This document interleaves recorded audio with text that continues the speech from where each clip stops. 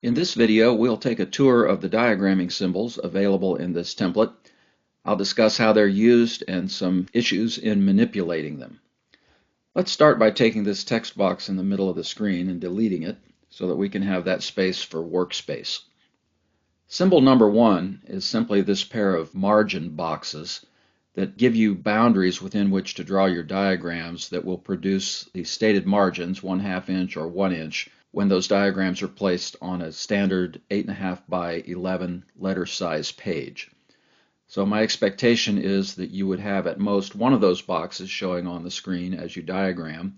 I guess if you're going to maintain the 1 inch margins, there's no real benefit in deleting the 0.5 inch box, but if you want the 0.5 inch margins, then certainly you want to delete the 1 inch margin box so that it's not in your way. Number 2 is a text box where you can paste the Greek text of the diagram that you're going to draw. Rather than having to hotkey back and forth between a text display program and this diagramming template, you can just paste your text into this box and have it available to you as you work. In other videos, I talk about a pattern in which I recommend that as you copy and paste text from this box down into the various diagramming symbols, that after you copy the text in its black color, you turn the text gray and then go paste it into your diagramming symbol. That way the words that you've already diagrammed will be gray in the main text box here, and you'll be able to keep track of which words you have diagrammed and which words you still need to diagram. Beginning with number 3, we get into the actual diagramming symbols. So let's bring this conjunction symbol out here. This is for a conjunction that begins a new sentence. We're talking about sentence diagramming here. This is not paragraph diagramming. It's not verse diagramming. It's sentence diagramming. And so all the portions of a single sentence should cohere into one diagram. And then when a new sentence starts, you would make a break and start a brand new diagram. How do you diagram that conjunction, since after all you do have to start a new diagram and you cannot make a diagramming connection back to the previous sentence? The logic here is that you just put the conjunction that opens the sentence at the upper left-hand portion of the diagram. You just have a solid line to host your conjunction, and then you have a dotted line that connects downward to the left end of your baseline. Let me bring a baseline out just so you can see what I'm talking about here. So that conjunction would introduce the clause that this baseline hosts. The reason this is a dotted line is that if it were solid, the appearance would be given that somehow this baseline modifies that conjunction. This would look like a modifier shelf if this line were a solid line. So that's the logic behind using a dotted line here. Number 4, we have to follow that arrow across, and we find that it points to the interjection or address symbol. Sometimes a new sentence begins with an interjection like behold or oh. The ADDR means address, as in direct address, like brethren. It's not necessarily the first word of the sentence, but the function of that word is as an introductory word opening the new sentence. So Paul might say, I want you to know, brethren, da-da-da-da-da-da. Okay, the brethren will be extracted from its place embedded in that clause and will be brought out into the upper left-hand corner on this interjection symbol. And there's just an arbitrary difference between the interjection symbol and the conjunction symbol. From a conjunction symbol, the dotted line comes down from the center of the slot. The interjection symbol, it comes down from the corner. No big deal in the difference there. But one advantage of the difference is that by doing it this way, we can combine the two, because sometimes we will find a sentence that begins with both a conjunction and a direct address. Probably not a conjunction and an interjection, but that might be possible as well, even though less common. So we can combine them this way by having the interjection symbol join that dotted line at its left end instead of having the dotted line come up under the center. Diagram symbol number 5 combines the conjunction and interjection symbols in a single symbol. So instead of having to drag them out separately and group them together, that's done for you already. On any of these symbols, you may find that you have to lengthen the dotted line depending on exactly how complicated your construction is and how insistent you are symbol appear actually above as well as to the left of the rest of the diagram, you may need quite a long line here. So lengthen or shorten this line as you may need to do. Let's move on to number 6. Number 6 points to a pair of symbols. I call them stilts. Some people call them standards. The idea of this symbol is that it is used to introduce a sentence element that is too complicated to fit into the slot that would normally be devoted to it. So, for example, take a simple sentence.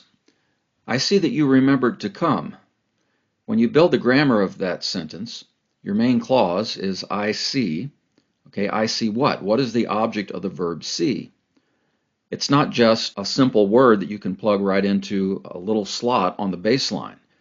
The object of see is a whole clause. I see that you remembered to come. So we have another whole kernel. You remembered. In sentence diagramming, one of the fundamental rules is that a baseline can host only one kernel. And so one baseline is going to show, in fact, let me just go ahead and do a little bit of diagramming here so you can visualize this. This baseline would host the I see,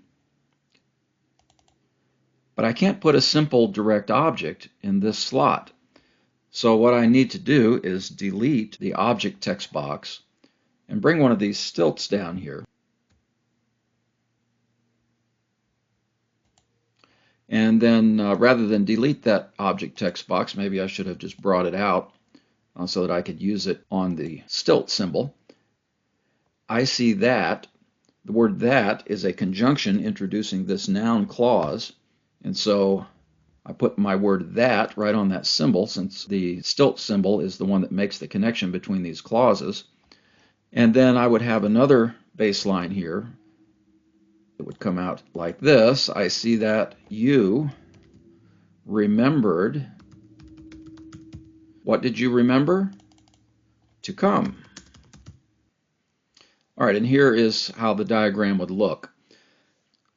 So the stilt is used where you have some kind of a sentence element that is too complicated to fit into the slot where it grammatically belongs, and you need to create another larger diagramming unit that would rest in that slot.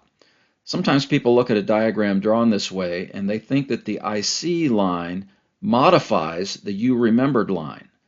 The whole point of this little stilt, this little triangle arrangement at the bottom, is to keep you from making that mistake. I see is not a modifier for you remembered. That would be just a simple shelf under remembered. Instead, what we have is you remembered is the larger unit that fits into the object slot after I see. The downward pointing stilt is what is used to introduce a quotation. Sometimes you get a statement, he said, and what follows can be quite long. And instead of having to build that long quotation up above the baseline that is actually the main clause of the sentence, if you let the stilt move downward instead, you get the idea that this quotation is the object of that verb of speaking, he said, but you have plenty of room to work downward through the diagram, keeping the he said at the top as the main clause. Now, main clauses can't always be at the top, but it's helpful when they can, and so a downward pointing stilt is very useful for quotations. You might theoretically use it for other kinds of noun clauses as well, but in my experience, most people like to restrict this to a quotation, and then you get a visual confirmation of the nature of the noun clause that you have. It is a quotation and not just some other form of continuation of the thought. Number 7 points to a couple of elements that are dotted line connectors that you would use in various ways. And these are rather tricky to deal with. Let me separate the straight line version of this one out into the center where we can deal with it. And it's not really very useful as it's drawn. You know, you could change the length, you could change the width, but chances are these are not drawn in proportion and at the angles you would really need in some particular diagramming setting. But you can modify these to your heart's content. I'm going to right-click and choose Edit Points. And when I choose Edit Points, now I can drag around these individual points wherever I need them to be. And I can add a point if I wish. If I decide I really don't want to do it that way, I can delete that point. And it goes back like it was. So you can make this, as I say, pretty much any shape you want. This symbol is a curved version of the same kind of thing, and the fact that it's curved introduces some interesting complexities. When we choose Edit Points,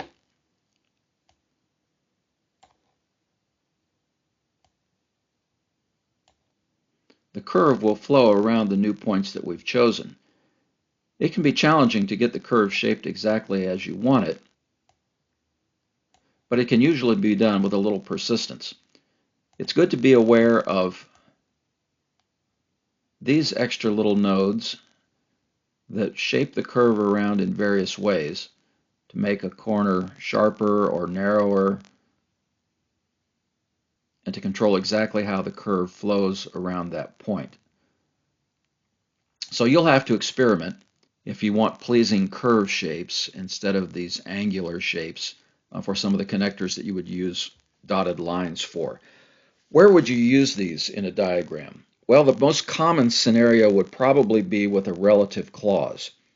In a relative clause, the relative pronoun is diagrammed in its proper grammatical relation to the clause that it introduces. And then there's a dotted line that connects it back to its antecedent, which could be most anywhere on the page. And so sometimes you need a rather complex shape to make a nice connection from the relative pronoun back to its antecedent. Okay, let's delete that, and we'll go on now to number 8. Number 8 is just a pair of what we might call generic lines. While we're at it, let's pick up number 9. Number 8 is generic horizontal lines. Number 9 is generic vertical lines, both solid and dotted. So you would use these however you wish. If you want to keep them horizontal, you would hold the Shift key down as you drag to change the length. But there's no need necessarily to keep them horizontal. If you let go of the Shift key, you can drag these lines at any angle and length you may wish. Number 10 is a little different kind of a symbol in that it combines a solid and a dotted line. So let's drag one of these out. The thinking here is that sometimes you need to displace a sentence element from where it would normally be. So let's imagine that you have a kernel and you have a very long modifier for the object. And that modifier is so long that it's actually going to go into the right margin, and you need to move that modifier back to the left. That's what this little extender symbol is for. The idea here is that your line beginning downward from the head word would come at the proper angle, but then instead of continuing on to the shelf that you're starting to build, you would displace it with a dotted line over to the left, or perhaps over to the right, depending on the exact situation. Then you would continue that solid line at the proper angle down to the shelf that you're wanting to build. So I've given you just one form of this extender with a right angle descending line, which you can then modify to whatever angle you need. What I like to do is put the modifier that I'm going to use, if it's not a right angle, put it right next to the extender, and then by clicking the group and then clicking again to select just that vertical line, I can now change that line to approximate the angle that I need, causing it to match up to the modifier. All right, so then I would bring that down from the object slot, and then I can lengthen my dotted line as I may need to, and then attach the modifier at the end of the dotted line. This is a great way to take advantage of white space on the page. Sentence diagrams don't naturally fill all the space efficiently, and so you can use this little displacement symbol as necessary to move things around to where you do have white space on the page. By the way, this dotted line does not necessarily need to stay in the horizontal. You can go ahead and drag it at any angle you may need. And you could even combine it with another dotted line to make a more complex shape if necessary. So let's bring this one out and connect the two together here, and I could come at another angle like this if I wished. Number 11 is another pair of symbols that are similarly designed. They're dotted line connectors. And the chief function I see for these is in building relative clauses. If you have a relative pronoun that can be on the same vertical position on the page as its antecedent, the easiest way to connect the pronoun back to its antecedent would be with a dotted line like this that would connect the two slots. This one is very easy to deal with in terms of shape. You can just click on the resizing nodes and make it as long as you wish. If it needs to be higher, you can drag in the vertical dimension as well. This one is very similar. It just has a pleasing curve shape to it instead of the sharp corners. But you could work it the same way. And if you need it to arch the other way, that's fine. Just drag it vertically, horizontally, as you may need. And of course, this one works the same way. If you needed it to arch upward instead of downward, drag it as you need. Number 12 is a symbol I've already used once. It's just a simple text box. Any place you need a text box in your diagram, you can use that symbol. Now, there are other ways to get text boxes as well. If you have a page full of diagramming, let me just drag out another symbol here. Pretend you've got a whole page full of diagramming. Another way to get a text box is just to copy a text box that you already have in your diagram, click somewhere else, paste it, and now drag that text box wherever you wish. Especially if you're working at the bottom of a diagram and you would have to scroll upward in the palette to find this text box that I provided for you, you can just grab a text box from anywhere and make a copy. I've made this text box with a semi-transparent fill so that you can place it on top of another line in the diagram, and that line will appear faint behind the text box. That allows the text in the box to stand out very clearly. Let me show you. I'll bring out this vertical line and drag it over top of the text box. Now you say, I don't see any semi-transparency there. And as a matter of fact, you don't see it. And the reason for that is I have drugged this line, as PowerPoint handles things, on top of that text box. What I need is to have it behind that text box. And so the way I can control this is on the Home tab. Let me select the line and choose Arrange. And I will say send that line to the back. Now that line appears behind the text box, and you can see the semi-transparency I'm talking about. So that you can see that the line does continue right through that text, but yet the text stands out as very readable. Let's treat number 13 and 14 together.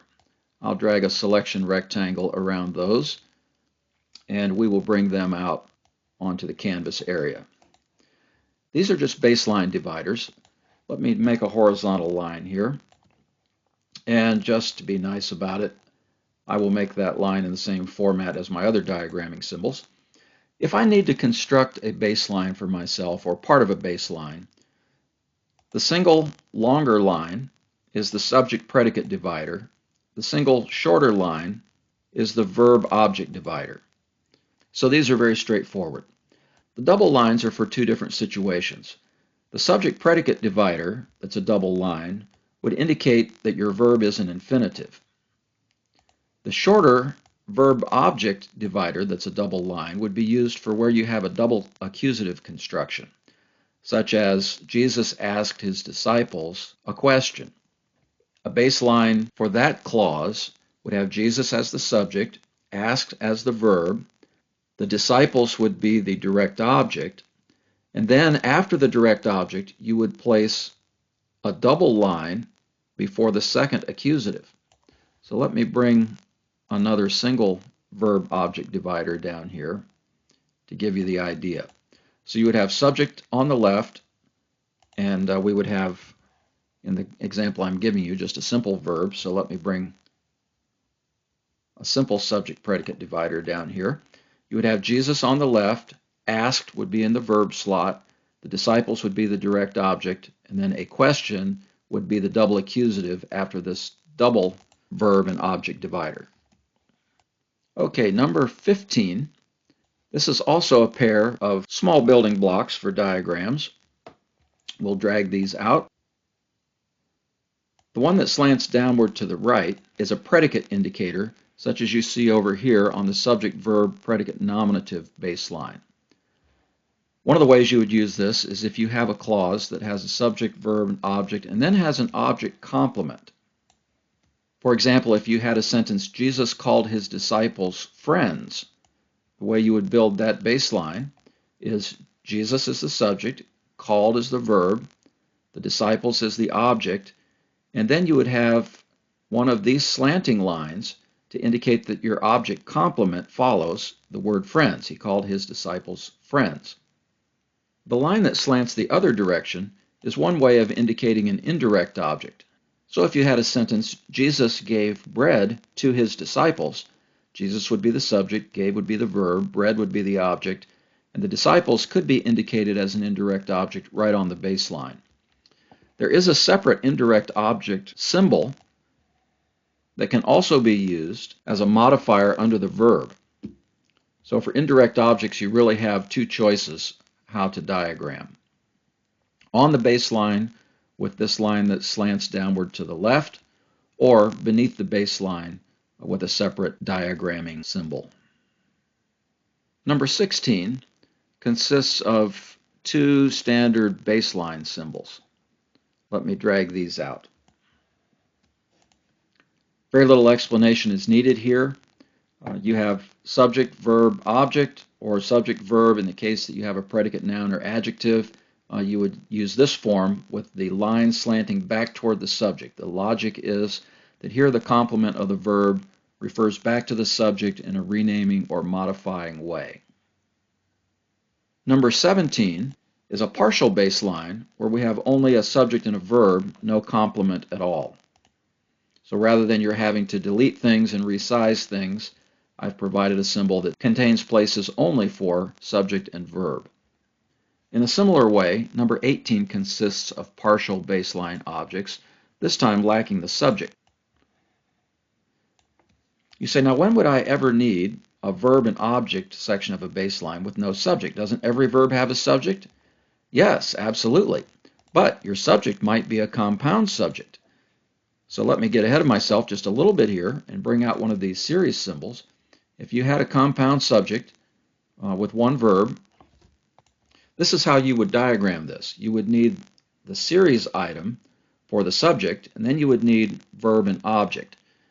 Now the way I have this done, there's a lack of the subject-predicate divider, so I would need to come up here and grab the subject-predicate divider and bring it down into place to make my diagram correct. Number 19 is also a partial baseline. There's no complement for the verb, but this is where our verb is an infinitive, and therefore the subject is expressed in the accusative case, and we have the double vertical line separating subject from predicate. We also have two other symbols associated with number 20. These are full baselines with the infinitive as the verb form, and therefore the double line separating subject from predicate. One of them has a vertical line separating infinitive from object. The other has the slanted line separating infinitive from predicate, noun, or adjective, which in this construction would be in the accusative, agreeing with the accusative subject, rather than in the nominative case. Number 21 is the indirect object symbol. I've commented about that earlier, but in case you're using this video as a reference and did not hear the earlier discussion, I'll provide it again here. There are two ways to indicate an indirect object. One is right on the baseline, where you would use a line that slants downward to the left, and then place the indirect object to the right of that line.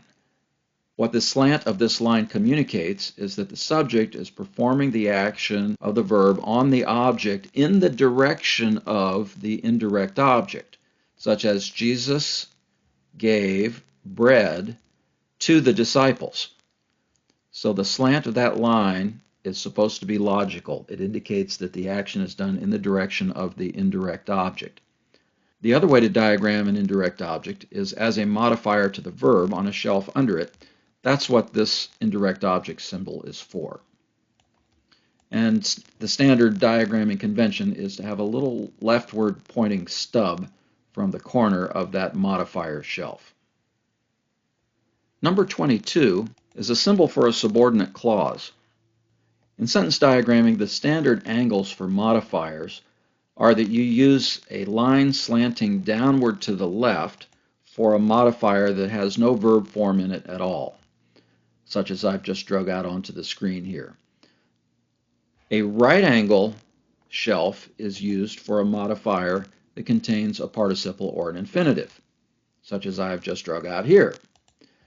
The symbol that we're talking about right now, that is numbered 22, is the symbol that's used when a modifier contains a full-fledged finite verb, a verb with a person and number ending.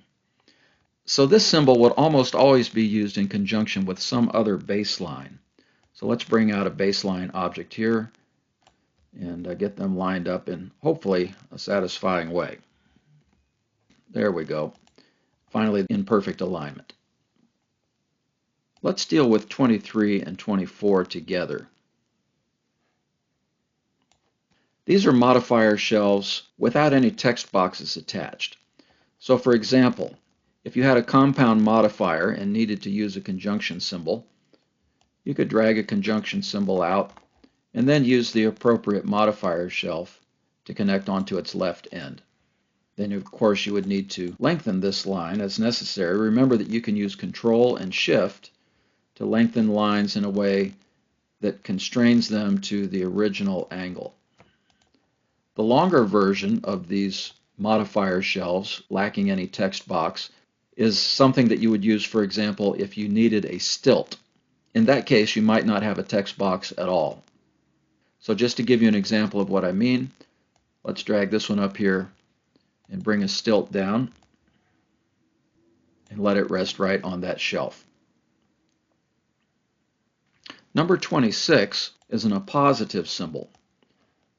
So for example, if you had a sentence, Jesus spoke to Paul the apostle, you could drag out the appropriate baseline for Jesus spoke, and then you might bring out an indirect object modifier for the verb.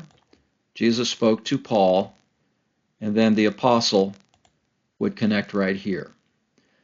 Sometimes you need an appositive that has the equal sign on its right end. Paul the apostle wrote to the churches. Here, apostle would need to stand in apposition to the subject. And so in this situation, you would have to reformulate this group. You would select the group, and then select the text box with the equal sign in it, press Escape, and holding the Shift key down to constrain your drag to the horizontal, you would drag the equal sign over to the right end of the appositive symbol. And now you could easily connect your appositive to the subject end of the baseline. I skipped number 25. Let's do 25 and 27 together, since they are related. These are simple modifier shelves. A modifier shelf with its line slanting downward to the left is for a modifier containing no verb at all.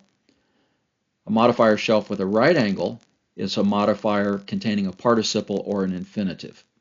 If the modifier is very simple, such as an attributive participle with its article, you could diagram the participle right directly on that line. If it's more complicated and needs a baseline for elements like a direct object, then you would probably want to start with this symbol lacking a text box, and then use a stilt.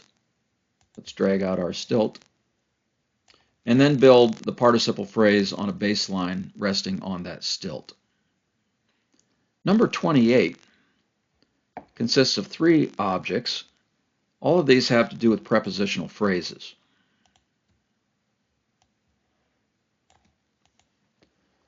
So if the prepositional phrase contains no verb form at all, you would use this one with the angled shelf.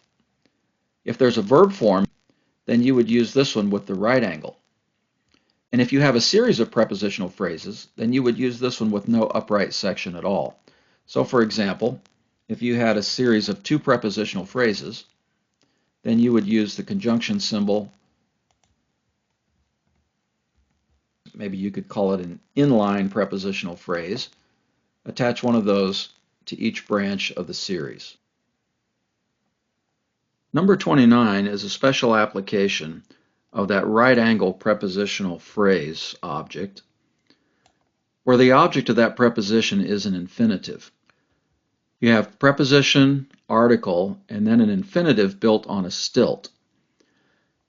This is the kind of phrase that you have, for example, with the preposition en plus the dative article to, neuter dative singular, en to plus the infinitive to mean while something is happening.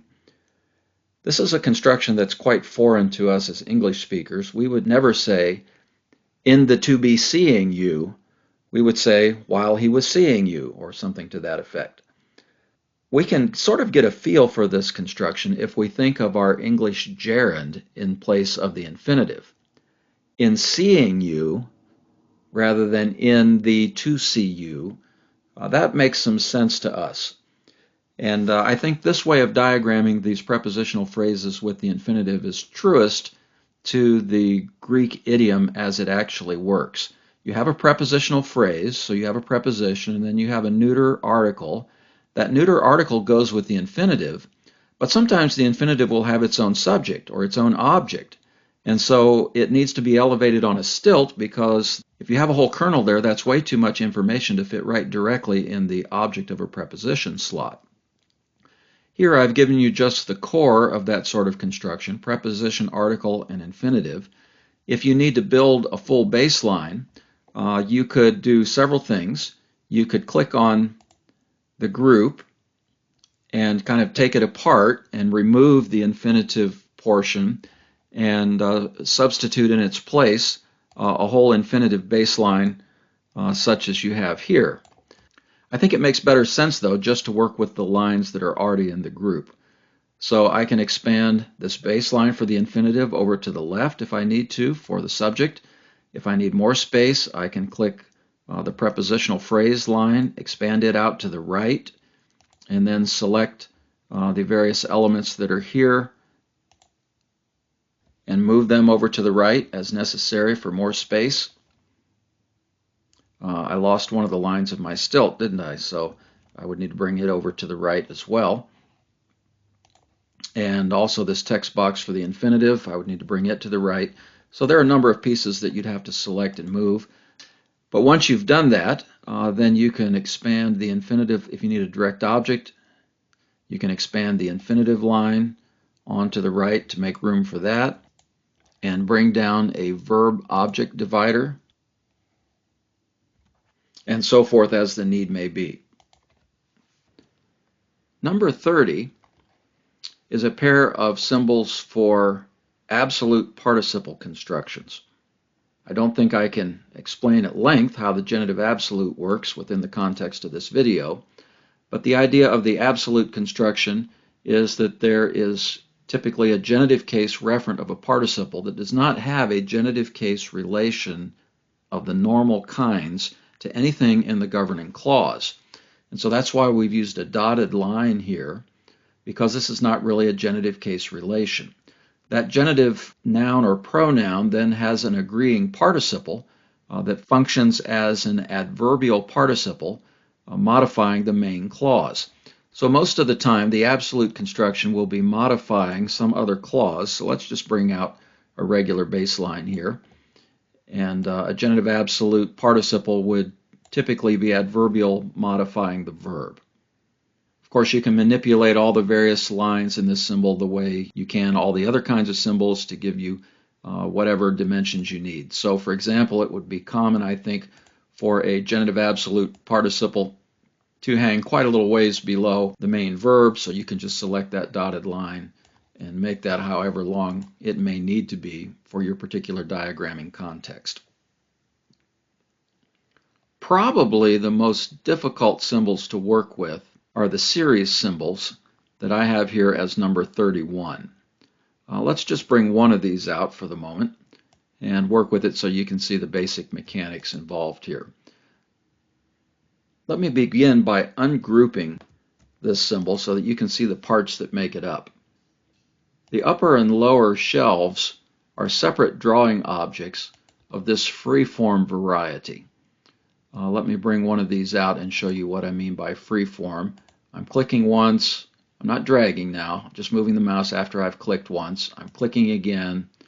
Now holding my Shift key down to constrain to horizontal, I'm clicking again, double clicking actually that last time to finish off that symbol. So there's one of those for the top half and another for the bottom half. There's a dotted line that connects the two vertically. There's a text box for the coordinating conjunction that ties the items together. And there's another little stub over here on the left. You can see that's a very short line. You'll be able to see it more clearly if I go ahead and drag it out and make it longer here. All right, now let's undo that. So those are the pieces that make up the coordination series symbol. I'm going to regroup these again now. If you need to resize one of these, there are several ways to do it. Horizontal resizing is pretty easy with the normal resizing node here. But vertical resizing becomes something of a problem. Spacing changes. You can see that as I make this larger, my text boxes diverge from the line that they're supposed to sit on. And the conjunction symbol isn't quite in the center anymore, and this sort of thing. Let me undo that and then come back and shrink it. And you see the same thing happening here. If you make it very small, some bad things happen. So there's a kind of a limited range of vertical expansion that will really work. And yet that may be exactly what you need to do. And so what you would have to do then is come in and select, say, the text boxes that are now sitting too high off their line, and just move them down back into position where they should go. Select that conjunction text box, move it where it needs to go, and sort of reconstruct as you need to for a pleasing appearance. Returning this back to its original form, another way you could deal with this if you wanted is to click one of these objects and then edit its points. And so you could now drag this point way up here, and then drag this point up until you have a horizontal line again. Then move the text box up here where it belongs. You would have to drag your dotted line into position again. And of course you'd want to resize the bottom half suitably as well. So you can see that you can reshape these coordination series symbols pretty much however you want. I have also provided coordination symbols that don't have any shelves. So for example, if you had a series of two prepositional phrases, you could build them on one of these coordination symbols lacking shelves and text boxes by attaching the appropriate prepositional phrases here. Let me delete those prepositional phrases and show you something else that happens from time to time. Sometimes you have coordinate clauses, a sentence consisting of coordinate clauses. Let me bring two subject-verb-object baselines into play and line them up where they're supposed to go. Now we have a left-pointing stub that we may not need at all. If there's nothing to the left to connect this to, then we don't need that stub. So you can just select that line and delete it. And now you have a nice presentation of two coordinate clauses forming the heart of a sentence. Something else that you may need from time to time is a coordination symbol with stubs on both ends. So let me bring one of these out, and then also one of these short ones with its stub facing to the right. You can bring these right into proper relation to one another. And then, for example, if you have one subject, two verbs, and one object, you can easily build a clause to show that. Let me bring subject and verb dividers, verb and object dividers down into play so I can show you how this would work. On the subject side, you would just lengthen that stub to the left. On the object side, you would lengthen the stub to the right. And then you would bring your dividers down into play. Subject, predicate, verb, and object. Then you can have one subject, a series of two verbs, and your object. What if you have a series of three rather than just two? Well, that does complicate things a little bit, but let me show you how you would do that. First of all, we would not need the conjunction over here, would we, in the construction that we're developing, so we can delete that. This conjunction, you can move upward, and then we can bring another horizontal line into the symbol. We'll grab that from up here, bring it down into proper position, extend it across, and now we have a series of 3. Now we probably have a conjunction introducing the third item as well as the second, so I will Control Shift drag this conjunction symbol down. That will drag another copy of that conjunction symbol within the group, and it will constrain it to an exact vertical drag because I'm holding the Shift key down. Control, drag, drags a copy. Shift drags in constraint to vertical or horizontal dimensions. So Control and Shift together combine those two. I've also provided some shorter conjunction symbols for situations where you don't need very much vertical space at all. This will give you kind of a head start on making a more compact coordinate series of just 2 items. If you have 3 or more items, or if you have items that have complexity requiring vertical space, then you'll want to start with one of the larger symbols. Now let me conclude with one comment about fonts. You have a text box here where you can paste your Greek text, and you'll be parceling it out from there to the various diagramming objects. Assuming that you're using Unicode Greek, you want to be sure to use a font that has all of the polytonic characters. Probably the easiest way to do this is grab some Greek text from someplace, copy it and paste it into the box, and look very carefully and make sure that all of the characters look the same in terms of the shapes of the letters. What happens is that some Greek fonts do not have the polytonic character set.